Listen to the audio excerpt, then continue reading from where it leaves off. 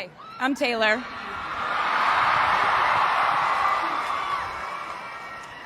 Last time I was in a stadium this size, I was dancing in heels and wearing a glittery leotard.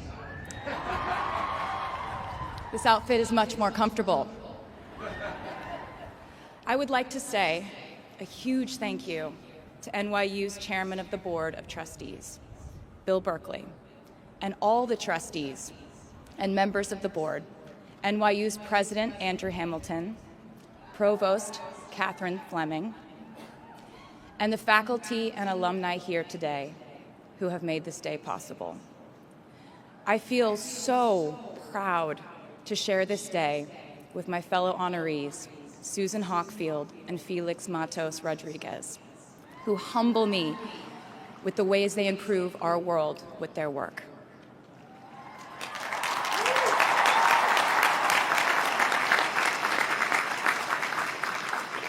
As for me, I'm 90% sure the main reason I'm here is because I have a song called 22.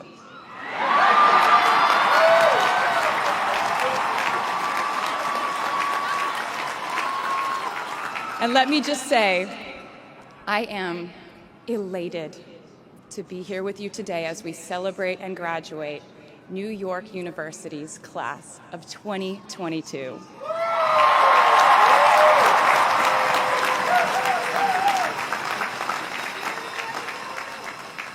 Not a single one of us here today has done it alone.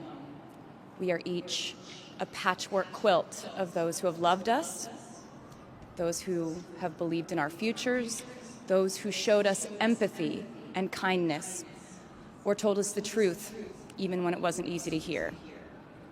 Those who told us we could do it when there was absolutely no proof of that. Someone read stories to you and taught you to dream and offered up some moral code of right and wrong for you to try and live by. Someone tried their best to explain every concept in this insanely complex world to the child that was you as you asked a bazillion questions like, how does the moon work? And why can we eat salad but not grass? And maybe they didn't do it perfectly. No one ever can. Maybe they aren't with us anymore. In that case, I hope you'll remember them today. If they are in this stadium, I hope you'll find your own way to express your gratitude for all the steps and missteps that have led us to this common destination.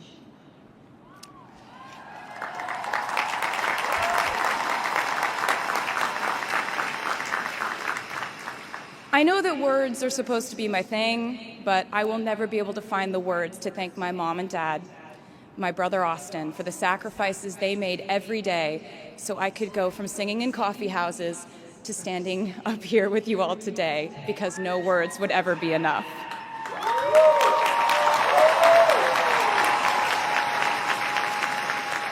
To all the incredible parents, family members, mentors, teachers, allies, friends, and loved ones here today who have supported these students in their pursuit of educational enrichment, let me say to you now, welcome to New York.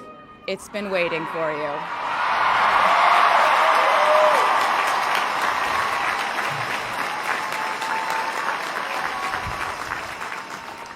I'd like to thank NYU for making me, technically, on paper at least, a doctor.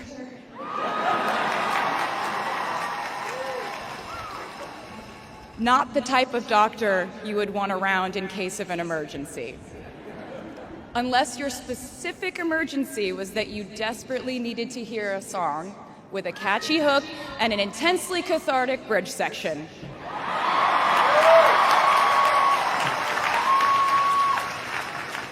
Or if your emergency was that you needed a person who can name over 50 breeds of cats in 1 minute.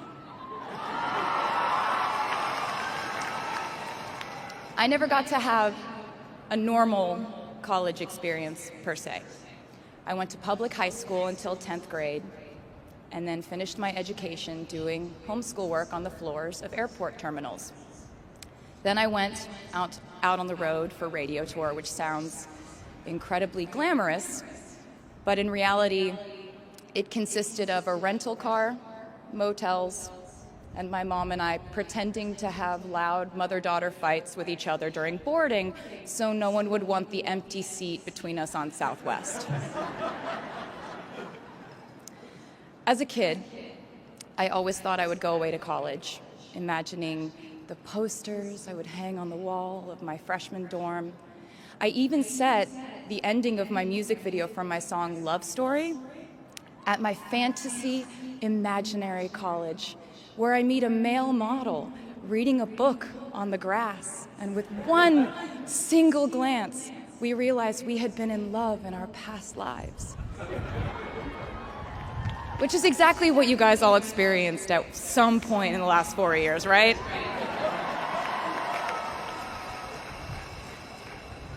But I really can't complain about not having a normal college experience to you, because you went to NYU during a global pandemic, being essentially locked into your dorms and having to do classes over Zoom. Everyone in college during normal times stresses about test scores, but on top of that, you also had to pass like 1,000 COVID tests. I imagine the idea of a normal college experience was all you wanted too. But in this case, you and I both learned that you don't always get all the things in the bag that you selected from the menu in the delivery service that is life. You get what you get. And as I would like to say to you wholeheartedly, you should be very proud of what you've done with it. Today, you leave New York University and then go out into the world searching what's next. And so will I.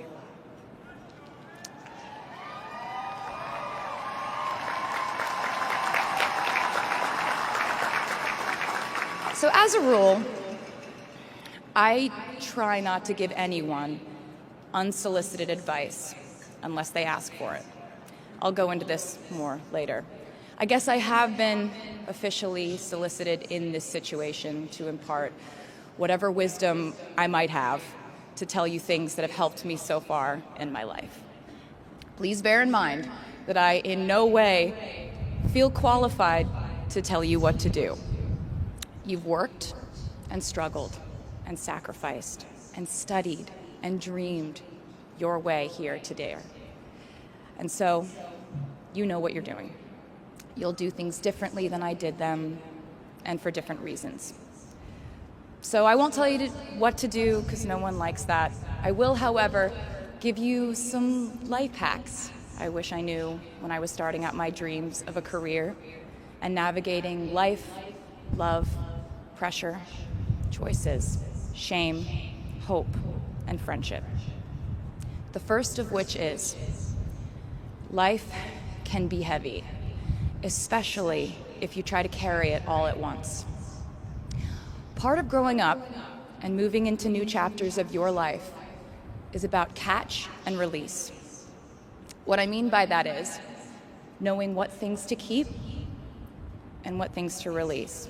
You can't carry all things, all grudges, all updates on your ex, all enviable promotions your school bully got at the hedge fund his uncle started.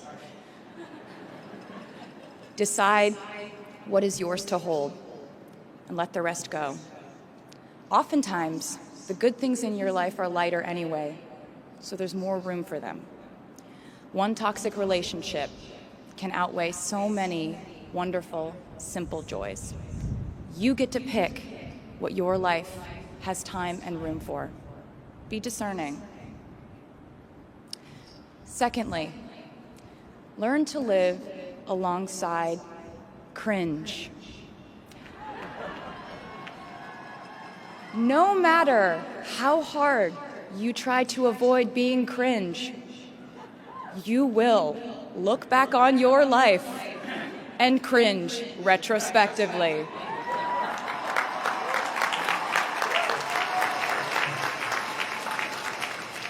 cringe is unavoidable over a lifetime. Even the term cringe might someday be deemed cringe. I promise you, you're probably doing or wearing something right now that you will look back on later and find revolting and hilarious. You can't avoid it, so don't try to. For example, I had a phase where, for the entirety of 2012, I dressed like a 1950s housewife.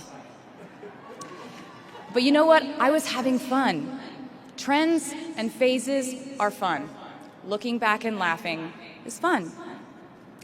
And while we're talking about things that make us squirm but really shouldn't, I'd like to say I'm a big advocate for not hiding your enthusiasm for things.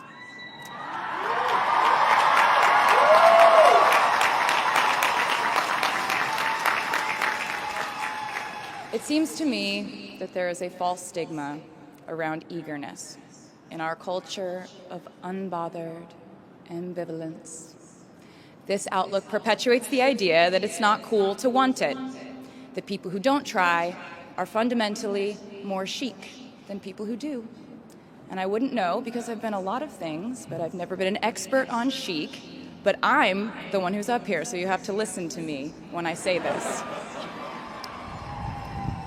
Never be ashamed of trying. Effortlessness is a myth. The people who wanted it the least were the ones I wanted to date and be friends with in high school. The people who want it the most are the people I now hire to work for my company.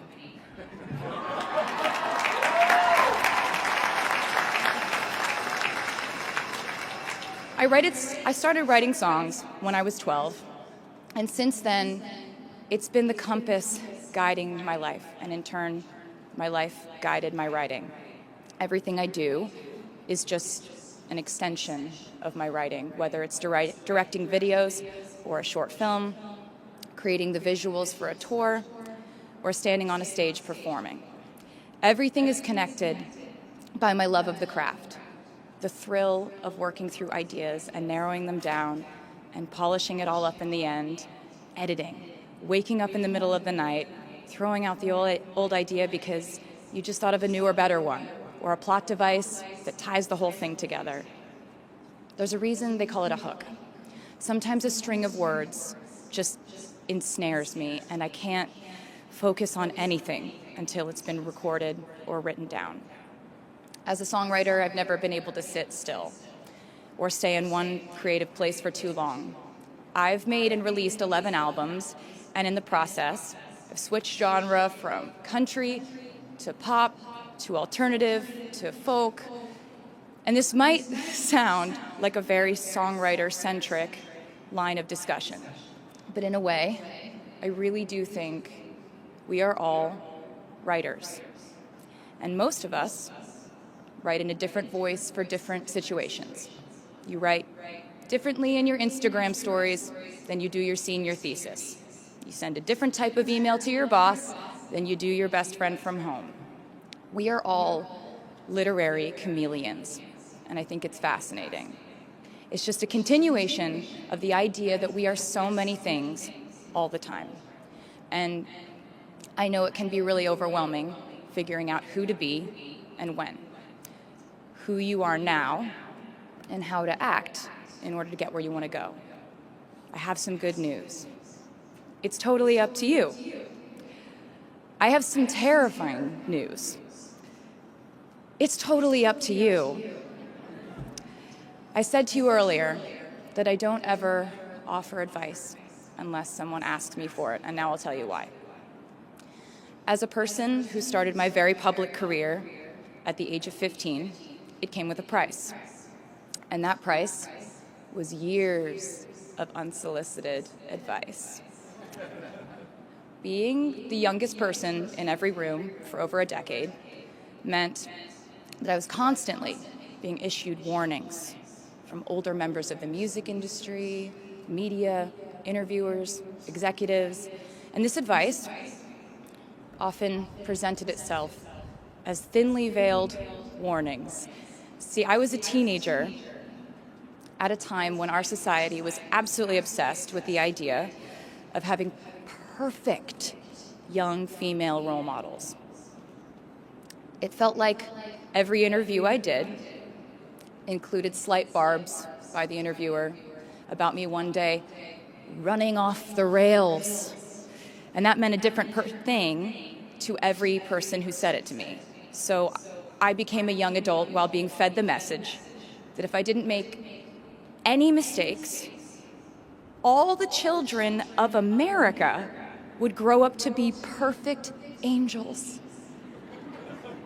However, if I did slip up, the entire earth would fall off its axis, and it would be entirely my fault, and I would go to pop star jail forever and ever. It was all centered around the idea that mistakes equal failure, and ultimately the loss of any chance at a happy or rewarding life. This has not been my experience. My experience has been that my mistakes led to the best things in my life. And being embarrassed when you mess up, it's part of the human experience. Getting back up, dusting yourself off, and seeing who still wants to hang out with you afterward and laugh about it, that's a gift. The times I was told no, or wasn't included, wasn't chosen, didn't win, didn't make the cut, looking back, it really feels like those moments were as important, if not more crucial, than the moments I was told yes. Not being invited to the parties and sleepovers in my hometown made me feel hopelessly lonely. But because I felt alone, I would sit in my room and write the songs that would get me a ticket somewhere else.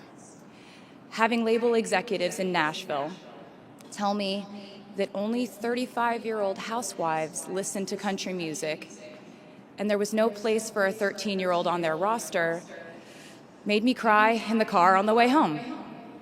But then I'd post my songs on my MySpace, and yes, MySpace. And I would message with other teenagers like me who loved country music, but just didn't have anyone singing from their perspective. Having journalists write in-depth, oftentimes critical pieces about who they perceived me to be made me feel like I was living in some weird simulation. But it also made me look inward to learn about who I actually am. Having the world treat my love life like a spectator sport in which I lose every single game was not a great way to date in my teens and 20s. But it taught me to protect my private life fiercely. Being publicly humiliated over and over again at a young age was excruciatingly painful, but it forced me to devalue the ridiculous notion of minute-by-minute, ever-fluctuating social relevance and likability.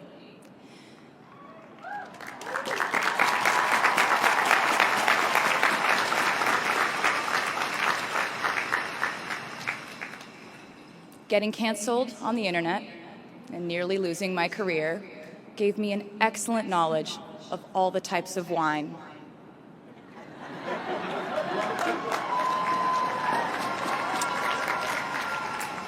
I know I sound like a consummate optimist, but I'm really not. I lose perspective all the time.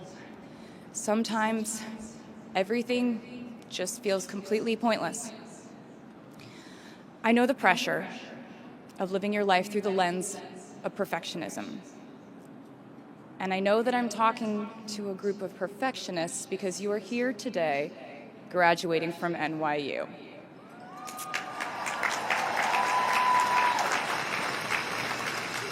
So this might be hard for you to hear. In your life, you will inevitably misspeak, trust the wrong person, underreact, overreact, hurt the people who didn't deserve it, overthink, not think at all, self-sabotage, create a reality where only your experience exists, ruin perfectly good moments for yourself and others, deny any wrongdoing, not take the steps to make it right, feel very guilty, let the guilt eat at you, hit rock bottom, finally address the pain you caused, try to do better next time, rinse, repeat.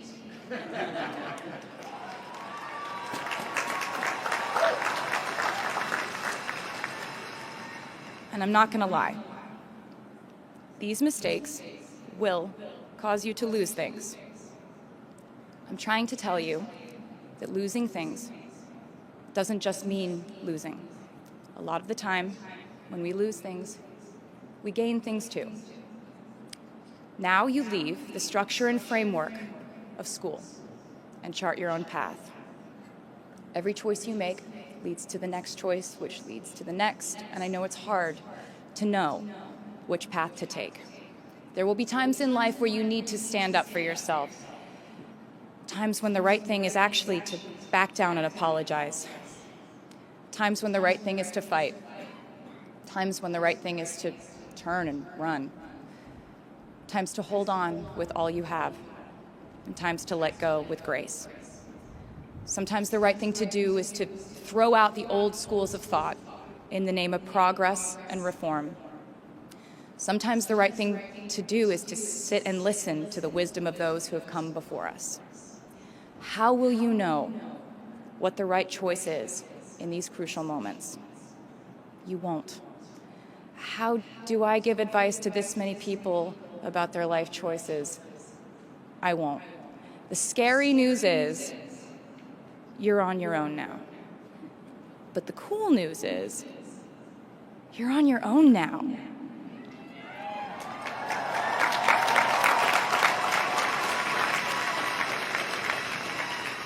I leave you with this. We are led by our gut instincts, our intuition, our desires and fears, our scars and our dreams. And you will screw it up sometimes. So will I.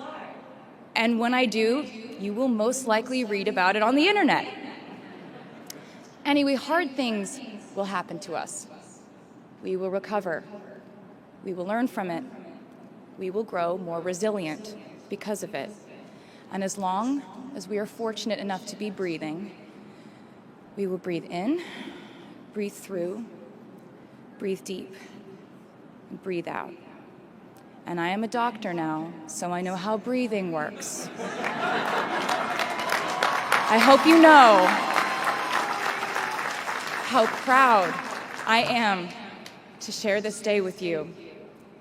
We're doing this together, so let's just keep dancing like we're the class of 22.